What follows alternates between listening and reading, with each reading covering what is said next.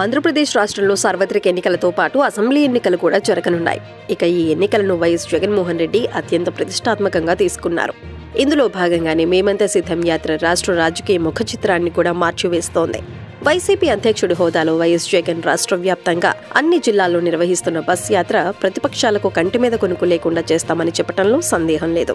ప్రతి గ్రామం, ప్రతి పట్టణం, ప్రతి జిల్లా, ప్రతి నియోజకవర్గం అంటూ ప్రతిపక్షాల నేతలు, కార్యకర్తలు వేలాదిగా తరలివచ్చి సీఎం జగన్ సమక్షంలో వైసీపీలో చేరుతూ అటు టీడీపీ, ఇటు జనసేనకి షాక్ ఇస్తున్నారు. బస్ యాత్రలో భాగంగా చాలా మంది వైసీపీలో చేరుతున్నారు.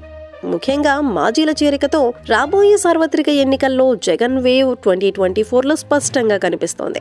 175 స్థానాలకు 175 సీట్లు సాధించడమే లక్ష్యంగా వైసీపీ అడుగులు వేస్తోంది.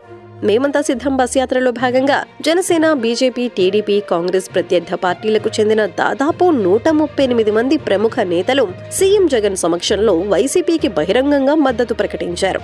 అలాగే యాత్రకు ముందే మరో 83 మంది నేతలు వైసీపీలో చేరారు. ఇక ఇలా నేతల చేరికతో ఇటీవల వైసీపీలోకి చేరిన వారి సంఖ్య 221కి చేరుకుంది. నేతల చేరికతో పాటు గత 35 రోజుల్లో విపక్షాలకు చెందిన ముఖ్య నాయకులు 1,05,000 మందితో పాటు క్షేత్రస్థాయి కార్యకర్తలు కూడా వైసీపీలో చేరారు. మొత్తానికైతే బస్ యాత్ర జగన్మోహన్ రెడ్డికి బాగా కలిసి వచ్చిందని చెప్పొచ్చు. అప్పటి వరకు తనతో ఉంటామన్న నాయకులు జగన్తో చేరటంతో ఆంధ్రప్రదేశ్ ముఖచిత్ర కవళికలు మారుతూ ఉండటం గమనార్హం.